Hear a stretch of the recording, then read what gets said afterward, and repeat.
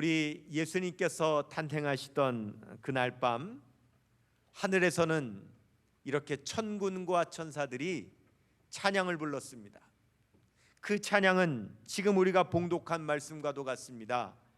호련히 수많은 천군이 천사들과 함께 하나님을 찬송하여 이르되 지극히 높은 곳에서는 하나님께 영광이요 땅에서는 하나님이 기뻐하신 사람들 중에 평화로다 하니라 그랬습니다. 저는 특별히 이 말씀을 묵상할 때마다 제 마음 가운데 참 아쉬운 것 중에 하나가 이 아름다운 천사들의 찬송의 멜로디를 알 수 없다는 것이 얼마나 아쉬운지 모릅니다. 성경에는 천사들이 부른 그날 밤의 찬송에 대한 악보가 남아있지를 않습니다. 그리고 이 세상의 그 어떤 음반에도 그날 밤 천사들이 부른 그 찬송의 노랫소리를 담은 그러한 음반은 이 세상에 존재하지를 않습니다. 이 멜로디라고 하는 것은 사람들의 마음을 움직이는 그런 능력이 있죠. 가사가 없을지라도 어떤 멜로디를 들으면 마음에 슬픈 감정이 생기고 어떤 멜로디를 들으면 마음에 기쁨이 생깁니다. 어떤 멜로디를 들으면 그 마음이 차분해지고 어떤 멜로디를 들으면 마음 안에서 막 흥분이 일어납니다. 예수님께서 탄생하시던 날 밤 천사들이 부른 찬송의 멜로디는 어떤 곡조였을까요? 우리의 마음을 평안하게 해주는 것일까요? 아니면 우리의 마음을 기쁘게 흥분시켜주는 그러한 멜로디였을까요? 참으로 궁금합니다. 그렇지만 감사한 것은 비록 우리들에게 멜로디는 전해지지 않는다 할지라도 가사가 전해지고 있다는 것이 얼마나 감사한지 모릅니다. 그날 밤 천사들이 부른 찬송의 가사는 바로 목자들이 들었습니다. 양을 치던 목자들이 그 천상의 찬송의 소리를 듣고 그 가사를 기억했다가 그 가사를 전해줬습니다. 얼마나 감사한지 몰라요. 목자들은 굉장히 기억력이 좋은 사람들입니다. 왜냐하면 자기들이 기르는 양을 구별해야 되기 때문에 그렇습니다. 다 비슷비슷하게 생긴 양들인데도 그 양, 내 양과 다른 목자의 양이 섞여서 풀을 먹는다 할지라도 그 양의 음성을 구별할 줄 알고 양의 이름을 기억하고 양들을 구별해낼 수가 있어요. 또한 이 목자들은 천상의 찬송의 가사를 그들은 기억했습니다. 그래서 우리들에게 전해줬는데 바로 그 가사가 하늘에는 영광 땅에는 평화다라고 하는 가사죠. 저는 어제 성탄 메시지를 100여 통이 넘게 받았어요. 전화를 통해서 SNS를 통해서 여러 가지 카톡을 통해서 굉장히 많은 메시지를 받았는데 그 메시지 중에 많은 내용이 바로 하늘에는 영광 땅에는 평화라 하는 그런 메시지였습니다.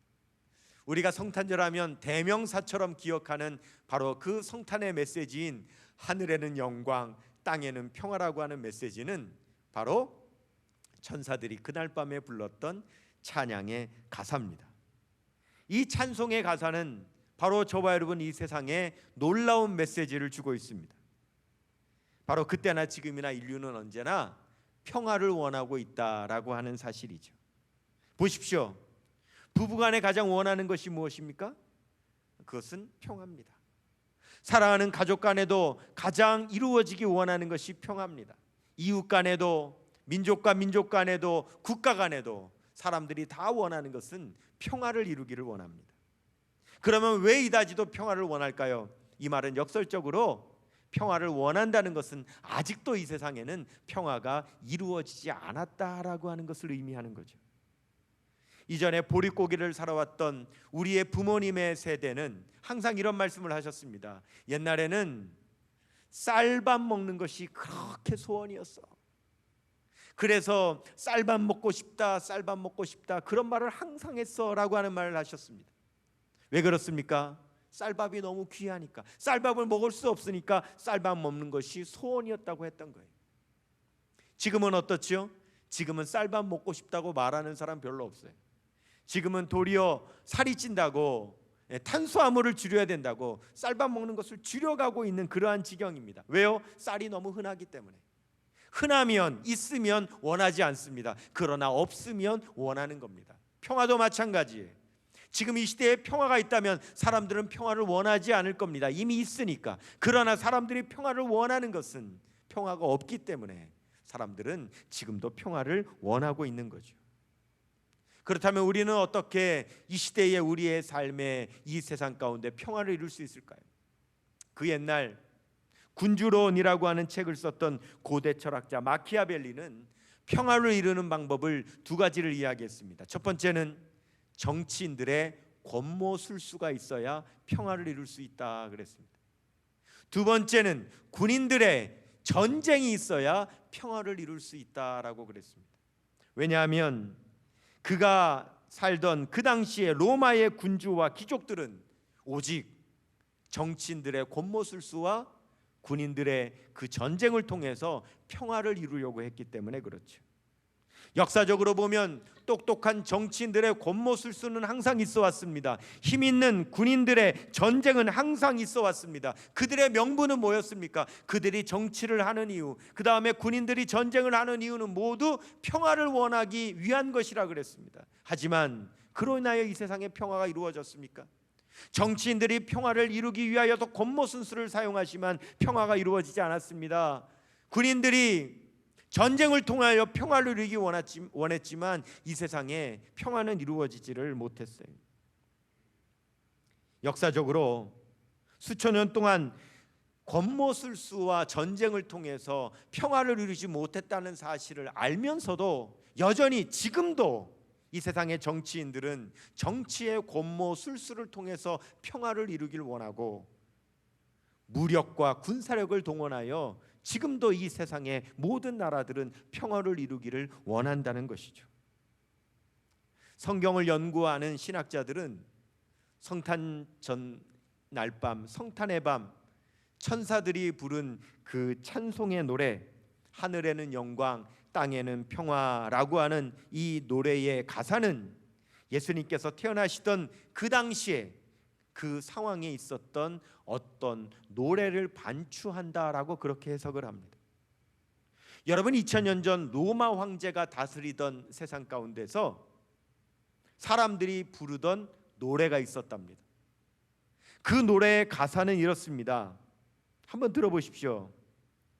지극히 높은 로마에서는 황제에게 영광이요, 그가 다스리는 땅에서는 황제가 기뻐하시는 사람들 중에 평화로다 라고 하는 노래가 있었다는 거예요.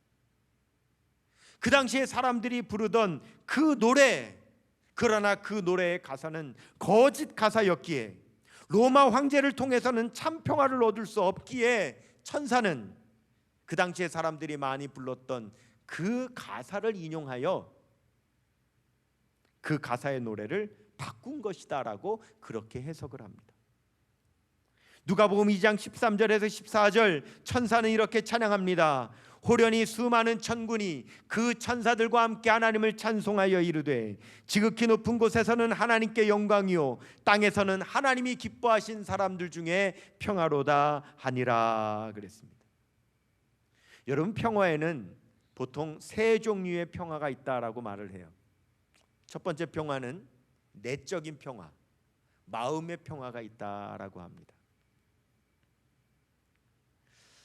우리는 우리의 마음 안에서조차 평화가 없어요. 마음 안에 갈등이 있고 마음 안에 요동치는 어떤 분노가 있고 우리의 마음 안에는 많은 괴로움들이 있어요. 사도 바울은 로마서 7장에서 자신의 마음 안에는 싸우는 두 자아가 있다라고 그렇게 표현을 합니다. 로마서 7장 23절을 내 지체 속에서 한 다른 법이 내 마음의 법과 싸워 내 지체 속에 있는 죄의 법으로 나를 사로잡는 것을 보는도다 그랬습니다. 누가 우리의 마음 안에 있는 이 갈등, 우리의 마음 안에 두 자아가 싸우는 이 요동치는 싸움을 누가 해결해 줄 수 있을까요? 누가 내 마음 안에 평화를 줄 수 있을까요? 두 번째, 평화의 종류에는 이웃과의 평화가 있습니다. 가와만사성이라고 하는 말이 있죠. 가정이 먼저 평안해야 그 다음에 우리는 다른 일들을 이룰 수 있다라고 하는 말이에요. 가와만사성이라고 하는 말의 뜻은 바로 가정 안에서부터 평화를 이루어야 된다라고 하는 말이죠. 그 이야기는 가정 안에도 평화가 없다는 것. 단 두 사람밖에 안 되는 부부 안에도 평화를 이루기가 어렵습니다. 몇 명 되지도 않는 가족 간에도 평화를 이루기가 얼마나 어려운지를 몰라요. 하물며 이웃 간이겠습니까? 하물며 민족 간이겠습니까? 하물며 나라와 나라 사이에는 얼마나 많은 갈등이 있겠습니까? 예수님께서는 특별히 마지막 시대에는 민족과 민족이, 나라와 나라가 서로 대적하게 될 거라고 말씀하셨어요. 마태복음 24장 7절입니다. 민족이 민족을, 나라가 나라를 대적하여 일어나겠고 곳곳에 기근과 지진이 있으리니 라고 하셨습니다. 우리나라도 마찬가지입니다. 한 민족임에도 불구하고 둘로 나누어져서 지금 서로 갈등하고 대적하는 지가 70년이 지났지만 아직도 이 문제 해결의 기미는 보여지지 않습니다. 통일은 우리들에게는 아직 요원한 숙제로 남아 있습니다. 누가 이 문제를 해결해 줄 수 있겠습니까? 평화의 종류 세 번째는 하나님과의 평화가 있습니다.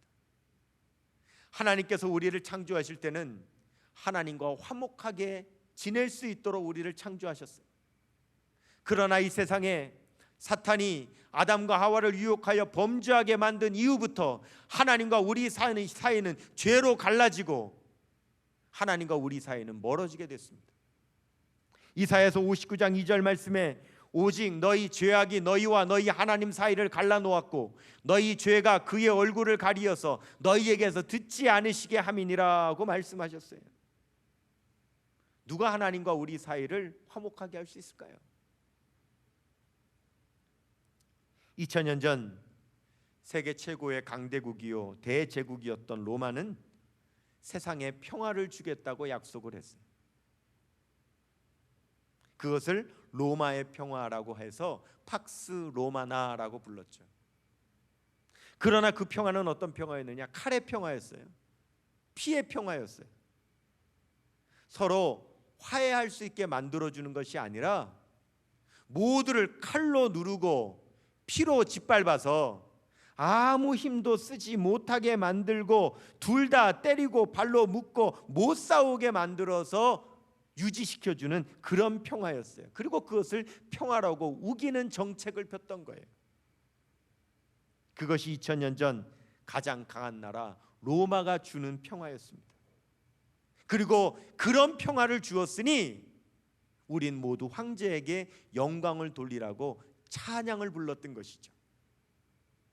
지극히 높은 로마에서는 로마 황제에게 영광이요, 땅에서는 황제가 기뻐하시는 사람들 중에 평화로다라고 하는 노래가 그 당시에 있었다는 거예요. 하지만 그런 로마 황제가 절대 이 세상에 평화를 줄 수 없었습니다. 그렇기 때문에 우리에게 참 평화를 주시기 위해서 하나님께서는 독생 성자 예수 그리스도를 이 세상에 보내주셨던 거죠. 그렇기에 천사는 그날 밤 이렇게 찬송을 바꾸어서 부른 겁니다. 누가복음 2장 14절 지극히 높은 곳에서는 하나님께 영광이요 땅에서는 하나님이 기뻐하신 사람들 중에 평화로다 하니라 그랬습니다. 이제 세상은 참으로 평화를 얻을 수 있는 기회를 얻게 되었습니다. 그것은 바로 평화의 왕으로 오신 예수 그리스도로 말미암아 얻을 수 있는 그런 평화였죠. 예수님은 이 세상에 오실 때 평화의 왕으로 오실 것이라고 예언되어 있었어요. 이사야서 9장 6절 말씀에 이는 한 아기가 우리에게 낳고 한 아들을 우리에게 주신 바 되었는데 그의 어깨에는 정사를 메었고 그의 이름은 기묘자라 모사라 전능하신 하나님이라 영존하시는 아버지라 평강의 왕이라 할 것임이라 그랬습니다. 저에게 매월 이 신앙계라고 하는 월간지 기독교 잡지가 있는데 이 잡지를 저에게 보내주시는 한 목사님이 계세요. 그런데 이 목사님은 이 잡지를 그 잡지사로부터 바로 저한테 배달시켜 주시는 것이 아니라 본인이 먼저 받으세요. 그래서 그 앞에다가 이렇게 포스트잇으로 매월 본인의 저에게 주시는 메시지의 편지를 적어서 항상 저에게 그분이 그 다음에 보내주세요. 제가 우리 포항성결교회 2018년 5월에 부임을 했는데 그해 6월부터 지금까지 매월 빠지지 않고 이 잡지를 저에게 선물로, 기독교 잡지를 선물로 보내주세요. 그런데 저는 사실 이 목사님이 누군지를 몰라요.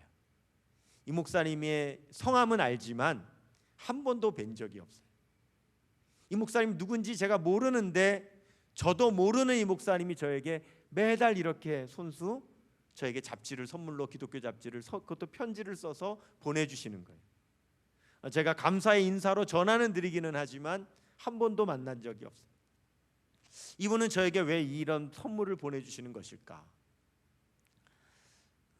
이 목사님은 사실은 우리 교회에서 매달 선교비를 보내드리는, 후원해드리는 그 교회의 목사님이세요.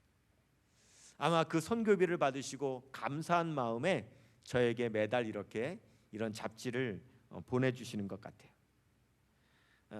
올해 12월 달에도 이 신앙계라고 하는 잡지가 저에게 도착을 했는데 이 내용을 훑어보다가 이 신앙계에 실린 짤막한 단편 소설 한 편이 있는데 읽어보니까 너무 내용이 좋아서 여러분들에게 한번 소개해 보려고 합니다. 제목은 크리스마스 선물이고요. 작가는 그 연탄길이라고 하는 책을 낸 유명한 작가 이철한 작가의 글입니다. 내용이 조금 있기 때문에 제가 짧게 요약을 해서 한번 읽어드리도록 할게요. 재호는 직장을 잃고는 오늘도 하루 종일 일자리를 찾아다녔지만 헛수고였습니다. 집으로 돌아가는 길에 친구 성훈이가 생각났습니다. 그림을 그리는 친구인데 그에게 돈을 빌려볼까 해서였습니다. 친구 성훈이의 그림 작업실에는 한겨울인데도 난로가 꺼져 있었습니다. 불경기에 그림을 찾는 사람이 없어 기름값도 아끼는 것이 분명했습니다. 작업실이 춥지? 손님이 왔는데 추워서 미안하다. 내가 무슨 손님이냐? 친구지? 안 추운 척 하려고 외투까지 벗어 걸었습니다. 돈을 빌려달라는 말은 꺼내지도 못하고 있는데 배고프지? 라면 먹고 가라. 내가 계란 넣어서 맛있게 끓여줄게. 친구가 끓여준 라면을 함께 먹고는 일어섰습니다. 그만 갈게. 성훈아, 잘 먹고 간다. 친구가 오랜만에 왔는데 라면만 먹여보네. 어쩌냐? 미안하다. 야, 그런 말 하지 마. 라면 맛있게 먹었어. 고맙다. 친구와 헤어지고 차가운 겨울바람을 맞으며 버스를 기다리다 주머니에 손을 넣었는데 흰 봉투가 들어 있었습니다. 제호 모르게 성훈이가 넣어준 것이었습니다. 10,000원짜리 10장과 1,000원짜리 여러 장. 제호는 눈물을 글썽이며 다시 성훈이의 작업실로 향했습니다. 작업실 문을 열기 전 안에서 소리가 들렸습니다. 여보, 미안해. 오늘 그림 사러 오기로 한 사람이 오지 않아서 수민이 크리스마스 선물로 사주기로 한 곰인형과 크레파스를 못 사갈 것 같아. 수민이가 좋아할 만한 그림 한 장 그려갈게. 재호는 차마 작업실로 들어가지 못하고 다시 발걸음을 돌렸습니다. 손을 호호 불며 아들 줄 그림을 그린 성훈이 작업실을 나서는데 문고리에 커다란 비닐봉지가 하나 걸려 있었습니다. 그 안에는 곰인형과 크레파스가 들어 있었습니다. 성훈은 아무 말도 할 수 없었습니다. 어두운 밤 하늘에선 축복처럼 눈이 내리고 있었습니다. 라고 하는 이야기입니다. 성훈이는 제호 몰래 주머니에 흰 봉투, 돈 봉투를 선물로 집어넣은 것이고, 제오는 성은이 몰래 그 아들에게 줄 곰인형과 크레파스 선물을 사다가 놔주고 간 것이죠. 이 소설의 제목은 크리스마스 선물입니다. 아마 오 헨리의 그 유명한 단편 소설 크리스마스 프레젠트, 크리스마스 선물을 연상시키는 아마 그런 이야기인 것 같습니다. 선물은 사람들의 마음을 참 따뜻하게 해주죠. 왜냐하면 선물은 물건이 아니라 그 선물을 주는 사람의 마음이기 때문에 그렇습니다. 매년 성탄절 하면 떠오르는 단어가 무엇이냐라고 하는 조사하는 그런 신문 기사가 자주 등장을 하는데, 그 기사에 보면 사람들이 성탄절 하면 떠오르는 단어 가운데 빠뜨리지 않는 것, 바로 그것이 선물이라고 하는 단어입니다. 그만큼 사람들은 성탄절에는 많은 선물을 서로 주고받죠. 우리 사랑하는 포항성결교회 성도 여러분 이 사실 아십니까? 우리는 이 성탄절 이 세상에서 가장 귀한 선물을 받은 사람입니다. 예수님께서는 사마리아 수가성 우물가 여인에게 이런 말씀하셨습니다. 요한복음 4장 10절입니다. 예수께서 대답하여 이르시되 내가 만일 하나님의 선물과 또 내게 물 좀 달라는 이가 누구인 줄 알았더라면 네가 그에게 구하였을 것이요 그가 생수를 내게 주었으리라. 예수님께서는 이 수가성 여인이 하나님께서 주시는 선물이 있다는 사실을 모르고 그 선물이 무엇인지 모르는 것을 안타까워하셨어요. 그러나 그것은 지금도 마찬가지예요. 예수님은 지금도 안타까워하세요. 하나님께서 우리에게 주시는 선물이 있다는 사실을 모르고 그 선물을 모르고 있는 사람들을 향하여 우리 예수님께서 얼마나 안타까워하시는지 몰라요. 하나님께서 우리에게 주시고자 예비하신 선물이 있어요. 그 선물은 바로 우리 구주 예수 그리스도 그분이세요. 우리가 죄로 인하여 죽을 수밖에 없는 형편, 그것을 안타까워하셔서 우리를 구원하시기 위해서 독생 성자를 이 땅에 사람으로 보내주셨을 때 비로소 그때 예수님은 우리 모든 사람들에게 선물이 되셨어요. 우리가 원하는 그 참 평화, 내 마음에도 이루지 못하고 가족이나 이웃들과도 이루지 못하고 이 세상 열방 가운데도 이루어지지 않고 있는 이 평화를 이루어 주실 수 있는 하나님의 참 선물, 그분은 바로 예수 그리스도세요. 첫 번째, 내 마음의 평화를 이루어 주시는 분도 예수 그리스도이십니다. 우리는 이 세상 그 누구도 줄 수 없는 참 평화를 줄 수 있는 예수 그리스도를 통해서 우리는 참된 평화를 얻을 수도 있고 누릴 수도 있습니다. 그러기 위해서 우리가 잊지 말아야 될 한 가지 사실이 더 있는데, 그것은 천사들의 찬송 가사 가운데 들어 있습니다.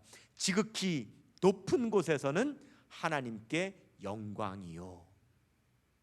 우리에게 평화의 왕 예수 그리스도를 보내주신 하나님, 그 하나님께 우리는 영광을 돌려드려야 된다고 말씀을 하고 있는 거예요. 비록 이렇게 거룩하고 복된 성탄절, 우리는 안타깝게 올해 비대면으로 이렇게 예배를 드려야 되는 현실을 당하게 되었지만, 우리가 지금 있는 어느 곳에서든지 오늘 성탄절을 맞이하는 우리 사랑하는 모든 성도님들은 성탄의 가장 귀한 선물인 우리 주 예수 그리스도를 보내주신 그 하나님께 참으로 감사 찬송 영광 올려드리는 우리 사랑하는 모든 성도님들이 다 되시기를 주님의 이름으로 축복합니다. 오늘도 천군 천사의 찬송은 계속됩니다. 지극히 높은 곳에서는 하나님께 영광이요, 땅에서는 하나님이 기뻐하심을 입은 사람들 중에 평화로다. 오늘 그 찬송의 소리에 귀 기울여 보시고 그 찬송의 메시지에 감사하며 우리 하나님께 영광 올려드리는 우리 사랑하는 모든 주의 백성들 다 되시기를 주님의 이름으로 축원합니다.